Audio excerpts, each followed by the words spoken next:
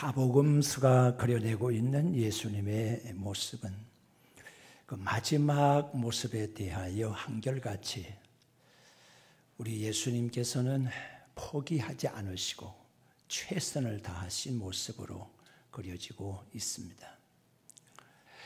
마태는 26장 52절에서 54절까지 말씀에서 우리 예수님의 겟세마네 동산에서의 베드로의 휘두른 칼에 대하여 이렇게 지적을 하고 있습니다.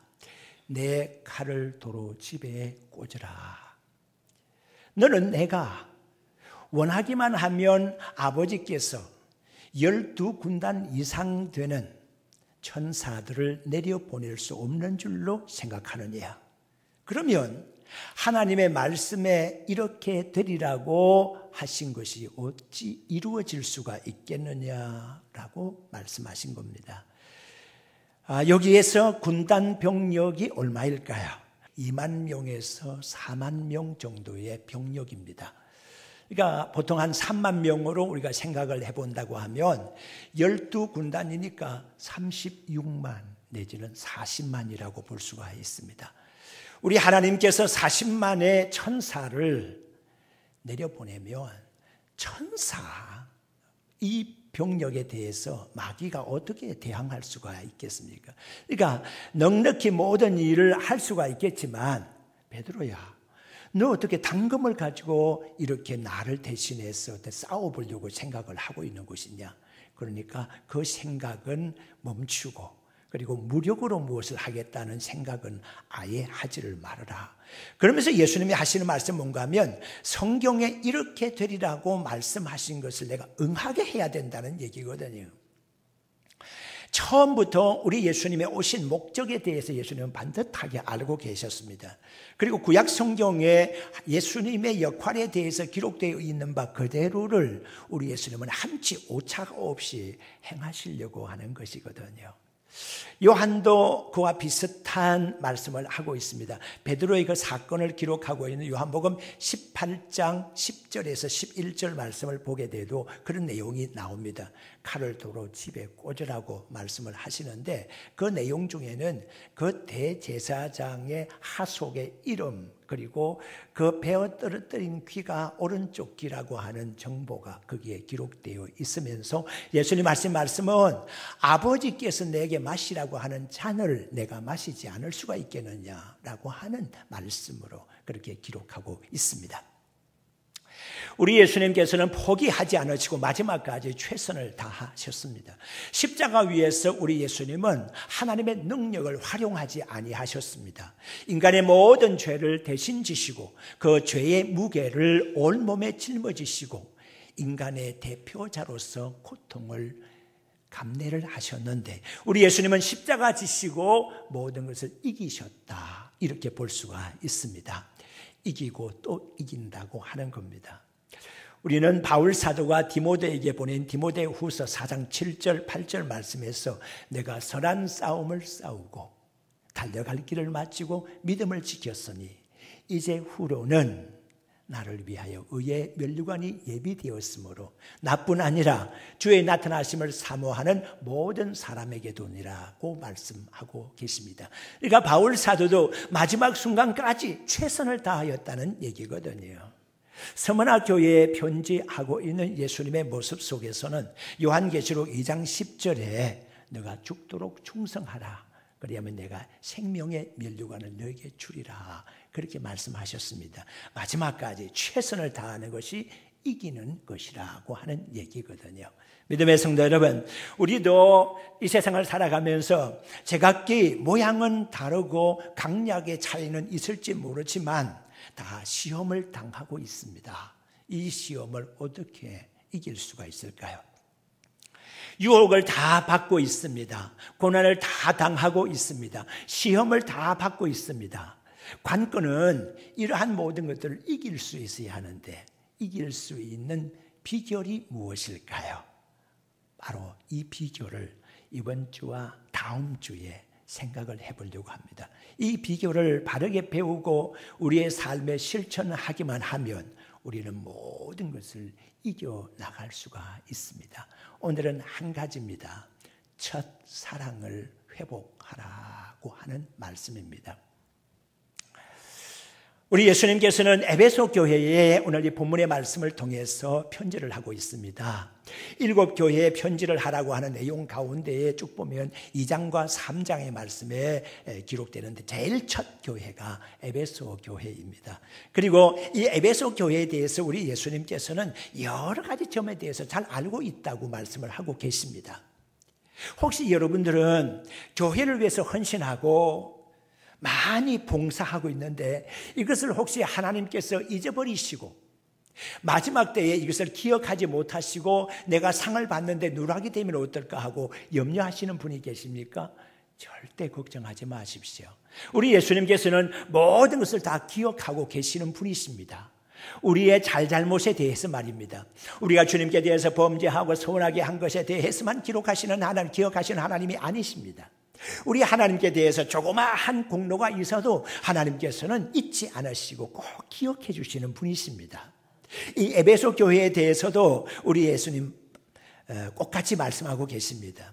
우리 예수님이 잊지 않으시고 알고 계시는 것 3가지가 있다고 말씀하고 있습니다. 내가 네 행위와 수고와 인내를 알고 있다고 먼저 첫 번째 우리 예수님 알고 계신 것을 먼저 말씀하고 계십니다. 이것은 무엇을 말하는 것일까요? 즉 행위라는 것은 역사를 말하는 것이거든요. 믿음의 역사입니다. 수고는 무엇입니까? 사랑의 내용입니다. 사랑한다 그러면서 수고하지 않을 수가 없는 거 아니겠습니까? 인내는 무엇입니까? 소망의 인내입니다. 소망이 있다고 하면서 인내하지 못하면 소용이 없는 거 아니겠습니까? 그러니까 행위와 수고와 인내를 알고 있다는 이 3가지 내용은 기독교의 가장 기본적인 진수가 되고 있는 믿음, 소망, 사랑을 다 알고 있다고 하는 얘기입니다.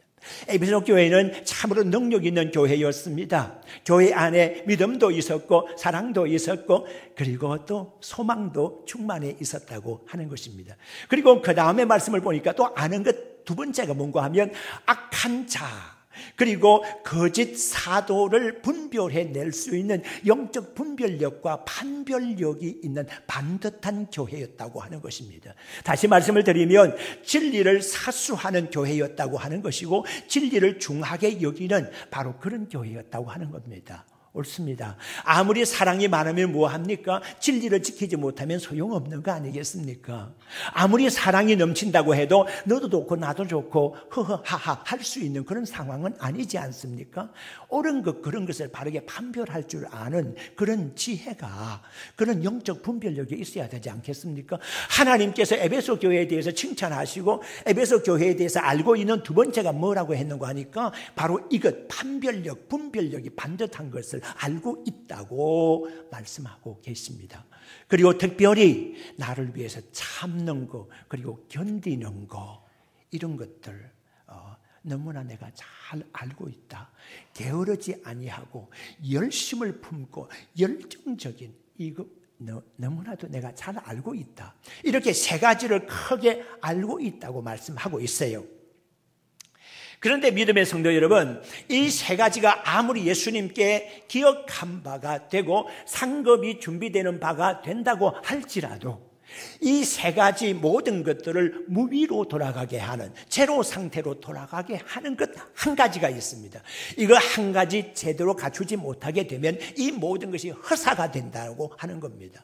허사를 경영하지 말아야 되지 않겠습니까? 무엇입니까? 첫사랑을 잊어버렸다고 하는 겁니다. 바로 이것입니다. 여러분들이 가정을 이루는 데 있어서 부부간에 있어서 가장 중요한 것이 무엇입니까?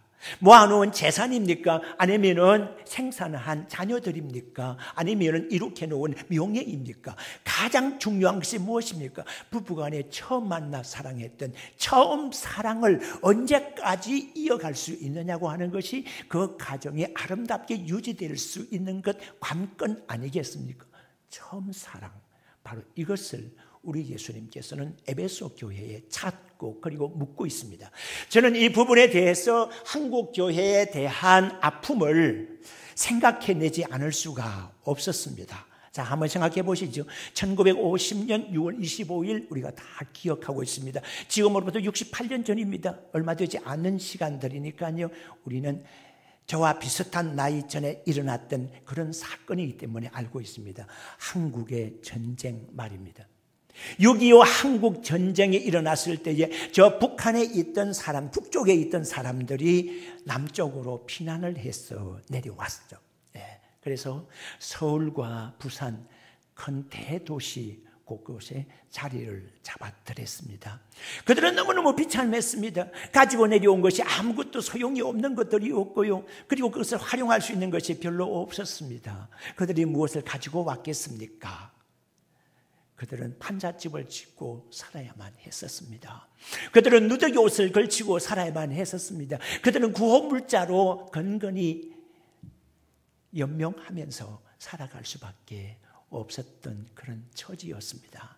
그들은 가슴 아프게 매일매일을 이어갔습니다.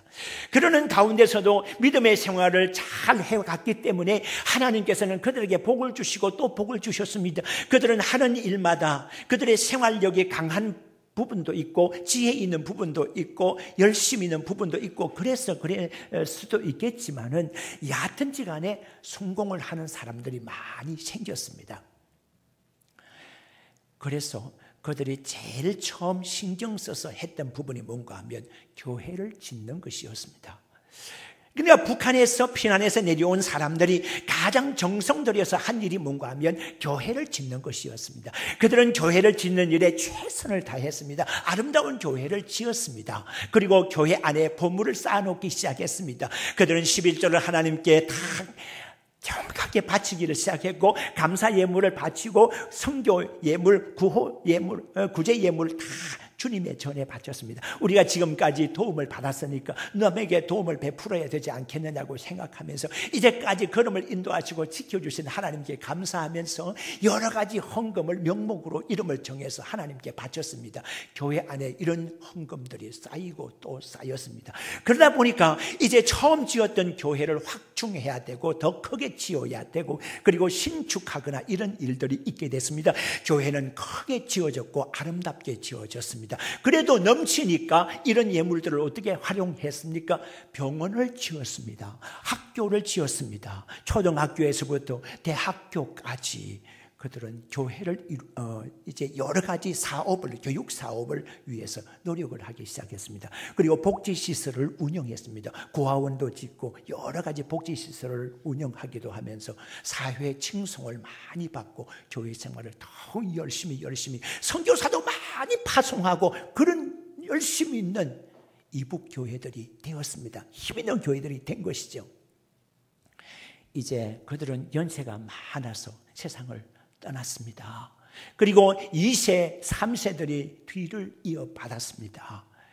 자, 그들의 선조들이 이루어놓은 교회를 그대로 물려받았습니다. 그들의 선조들이 이루어놓은 재산을 그대로 물려받았습니다. 물론 제가 그들을 비판하는 것은 아닙니다. 절대 그들을 비판하는 것이 아닙니다. 하나님의 축복으로 그들이 산 것이라고 생각하고 있기 때문에 비판거리는 절대로 아닙니다.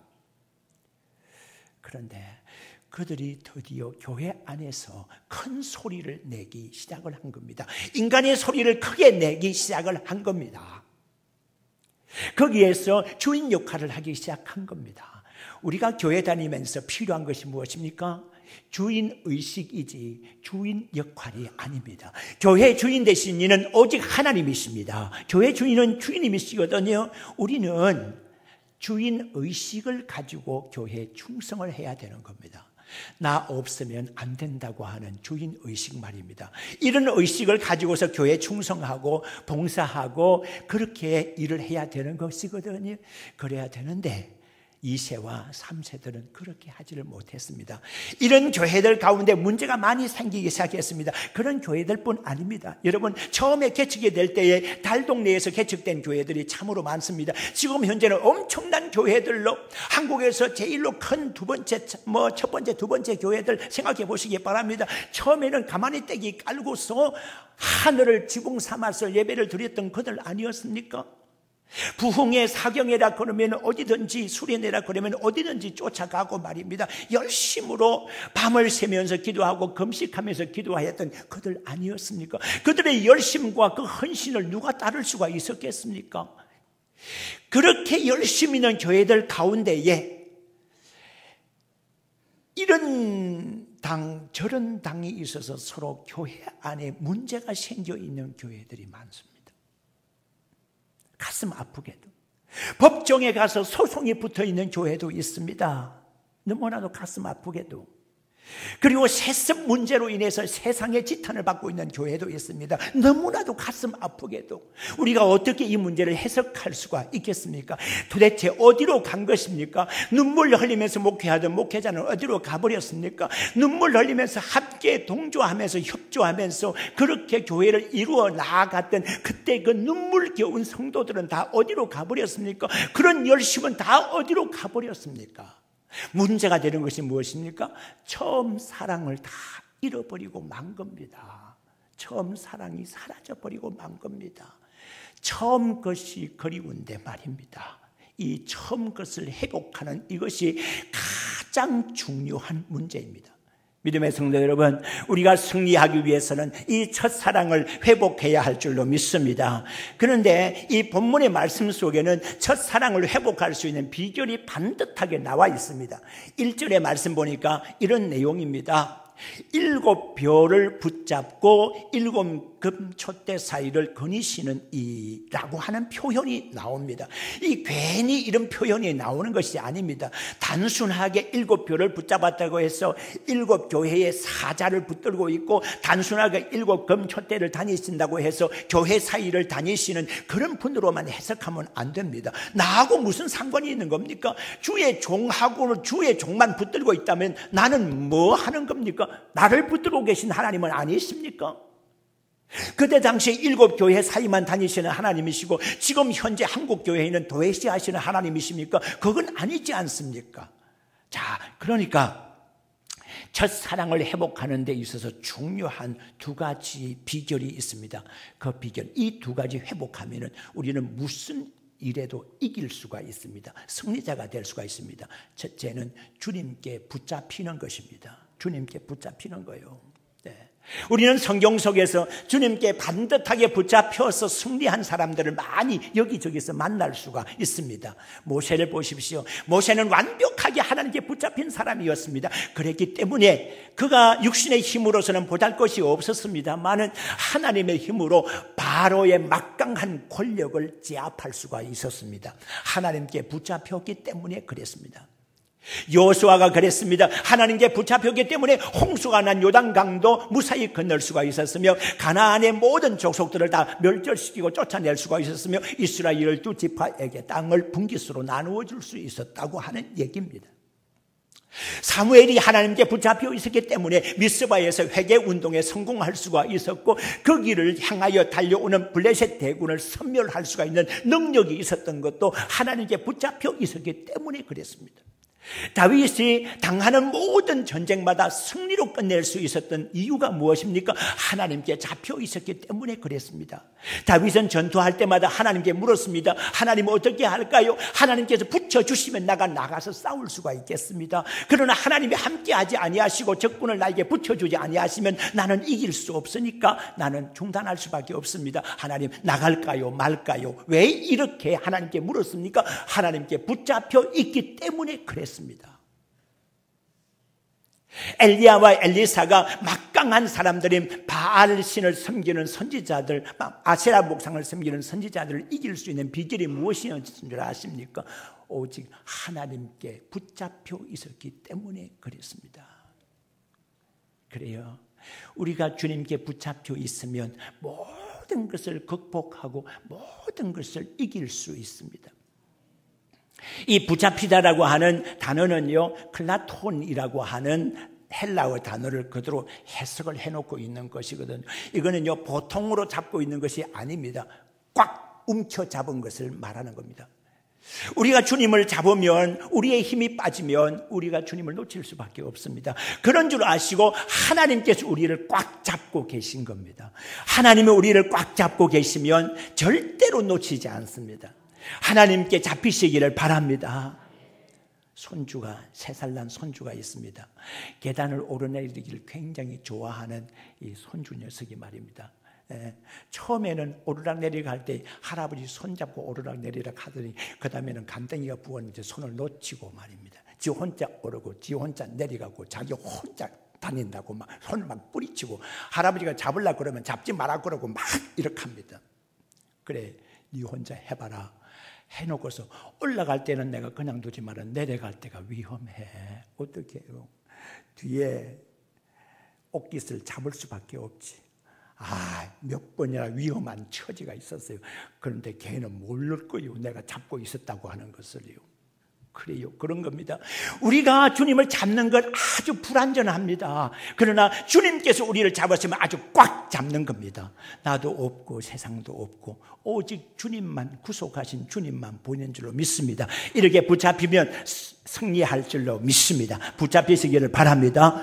두 번째 비결이 무엇입니까? 거니시는 이가 있다고 그랬는데 우리는 주님과 함께 동행하고 주님과 함께 거닐어야 됩니다. 여러분, 크게 질러댄다고만 승리하는 것이 아닙니다. 크게 고함을 질러대고 냅다 무슨 질러댄다고 해서만 큰 것이 아닙니다. 사랑을 확인하는 문제도 마찬가지입니다. 부부간의 사랑도 그렇습니다. 부부간의 사랑을 크게 하는 방법이 무엇인 줄 아십니까? 조금씩이지만은 가랑비에 옷 젖는 줄 모른다고 이런 것이 쌓이고 쌓이면서 사랑이 되어가는 줄을 우리는 잘 알고 있잖아요. 보세요. 엄청나게 들여가지고서 여행을 가서 질러대는 것이 아니라 어떻습니까? 잠시 만인산이면 어떻고 식장산이면 어떻고 돌람산이면 어떻고 장룡산이면 어떻습니까? 간단하게 나가서 간식 차려놓고 먹으면서 손잡고 오르락내리락 하면서 이런 대화 저런 대화 나누면서 이러한 간단한 추억들이 쌓이고 쌓이면서 사랑이 깊어진다는 것 왜 모르십니까?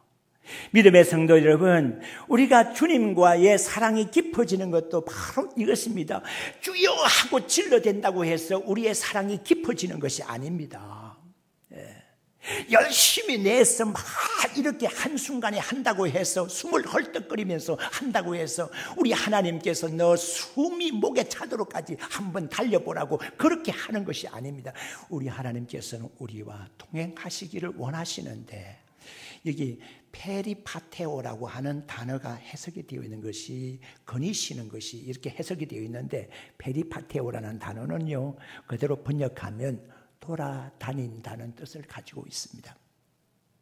주님과 차분하게 주님과 소곤소곤 대화를 나누는 겁니다. 이것을 잘한 사람이 누군지 아십니까? 다윗입니다. 다윗은 주님에 대해서 그래요. 자기가 목동 시절을 지나왔기 때문에 양에 대해서 어떻게 한 것을 알고 있거든요. 하나님께서는 자기에 대해서 양처럼 생각하시고 그렇게 동행하고 있음을 알고 계시고 나의 걸음을 내가 양 같은 걸음인 것을 하나님은 알고 계시고 나와 함께 동행하고 있다는 것을 알고 계신단 말이에요. 푸른 초장으로 그리고 잔잔한 실만한 물가로 인도해 가시는 우리 주님의 모습을 너무나도 다윗은 잘 알고 있단 말이에요. 원수들 앞에서 잔치상을 차려주시고 원수들이 그냥 깜짝 놀랄 정도로 그렇게 만들어주시고 나는 주님 앞에서 잔치상을 먹고 있는 것처럼 조용조용한 모습이에요. 하나님의 선하심과 인자하심, 하나님의 강하심이라기보다도 하나님의 선하심과 인자하심이 언제나 나를 평생을 따라다니는 그런 아름다운 동행 말입니다. 이 동행이 이런 겁니다. 부부간의 동행도 이런 것이고 하나님과 우리의 동행도 바로 이런 것이거든요. 마음을 주고받는 그리고 손을 서로 주고받고 그렇게 대화를 서로 주고받는 이런 동행이 진정한 동행이거든요. 이렇게 되면서 우리의 첫사랑이 회복이 되는 겁니다. 믿음의 성도 여러분, 하나님께 잡히시기를 바랍니다. 하나님과 동행하시기를 바랍니다. 이러면서 첫사랑을 회복하시기를 바랍니다. 그리하여 이기고 또 이기시기를 주의 이름으로 축원합니다.